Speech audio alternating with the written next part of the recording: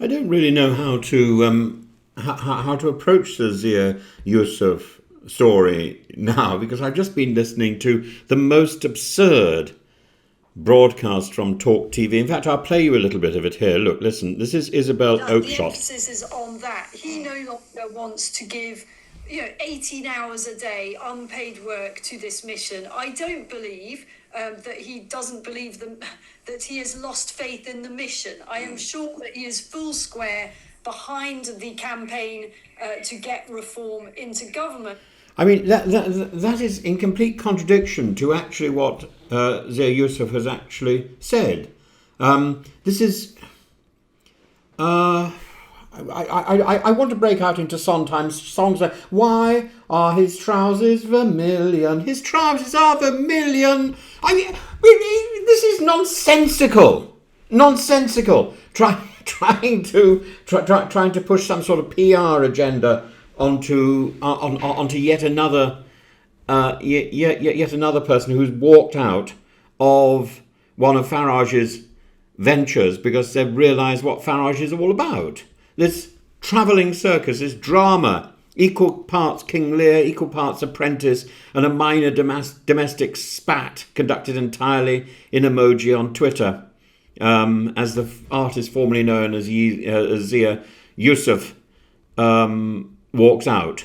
Zia Ysef, once billed as the rising star of British politics, a businessman of immense wealth, boardroom polish, and most fatally professional standards, and yet, as of this week, he's no longer the chairman of Reform UK. He's left the tent. He's unhitched his caravan. He has, in the word of sometimes follies, pulled up the ladder when the flood rose in. The ostensible reason, according to Isabel Oakeshott on Talk TV, where truth goes to vape, it's simply that he wants more time for himself.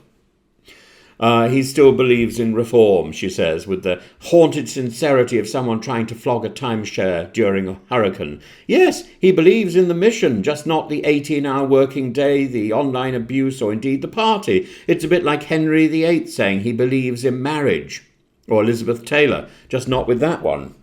And the problem is Yusuf's own resignation statement contradicts this soothing fiction. I no longer believe working to get a reform government elected is a good use of my time. That's what he said. So not only is he out, he's calling the entire enterprise a cosmic waste of life. Or as Sondheim might have put it, why are his trousers vermilion? Because someone spilled the Kool-Aid and he's not drinking it anymore. Now, this exit could have been managed quietly. He says he's Castilian.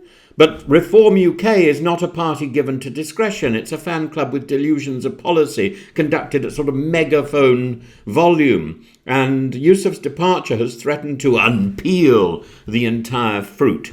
The trigger, we're told, was a spat with the newly minted MP, Sarah Pochin, or rather not a spat, the fact that she even opened her mouth, who decided to use her parliamentary debut to call to ban the burqa. In a Commons question as clunky as it was uncosted, she asked Keir Starmer to consider such a move, and he said he wasn't even prepared to dignify the question with an answer. Yusuf, who is a Muslim, called this dumb. A fair assessment, but alas not politically survivable. You see, insulting Reform's first female MP for defending women's freedom, even if that defence is achieved by telling them what they cannot wear, is not good optics, especially if you're a Muslim man and especially if you're trying to professionalise a party whose idea of government involves importing Elon Musk's managerial style without his talent, budget or sense of gravity, without purpose. Humza Yusuf, never one to miss a cultural lightning rod, weighed in to declare Yusuf's resignation proof that the hard right will never accept people of colour, even if they donate generously. But this is too simple. Yusuf's real mistake was believing that Reform was a party. It is in fact a performance. Half cabaret, half kitchen sink psychodrama. Indeed, the now defunct Department of Government Efficiency, Doge for short, sounds like something from another Sondheim show, set in a failed crypto startup. The two technocrats brought in to streamline local government are now left within days of one another. Oh, hello, I'm the bishop. Doge is dead. Long live the inefficiency it tried to kill. Farage, who allegedly received a 10 minutes notice before his chairman vanished like a disgruntled magician's assistant, was suitably mournful. Politics is not Goldman Sachs, he explained on GB News, a sentence that manages to insult both institutions simultaneously. He then added with a tenderness of a jilted life coach that Yusuf had exceptional strengths but perhaps wasn't good with people. A neat euphemism for he thought we were serious. No doubt that's why Rob, Rupert, Arthur Lowe had to go. Richard Tice, who now oscillates between deputy leader and Farage's straight man, his trousers are vermilion, did his best to insist that, of course, Reform should be discussing burqa bans, even if it isn't policy. Presumably this is how policy is now formed, a live game of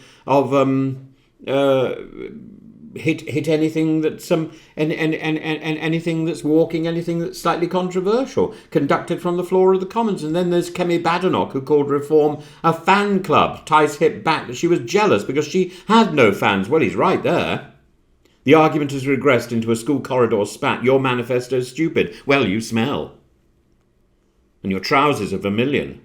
Meanwhile, Polly Billington has pointed out that in Kent, one of Reform's first test beds of administrative competence, over a third of council meetings have already been cancelled, and basic government is unravelling. Local government is unravelling in Kent. So much for Elon's digital utopia. The algorithm, it turns out, cannot fix potholes.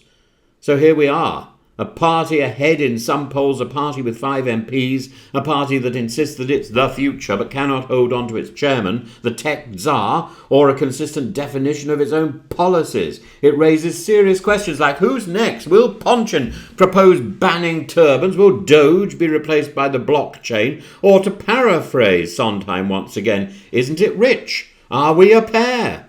Me here at last on the ground, you in... Well, I don't know where you are, really. Zia Ysef has left the stage, the spotlight swings, and there's nobody left who knows the lines.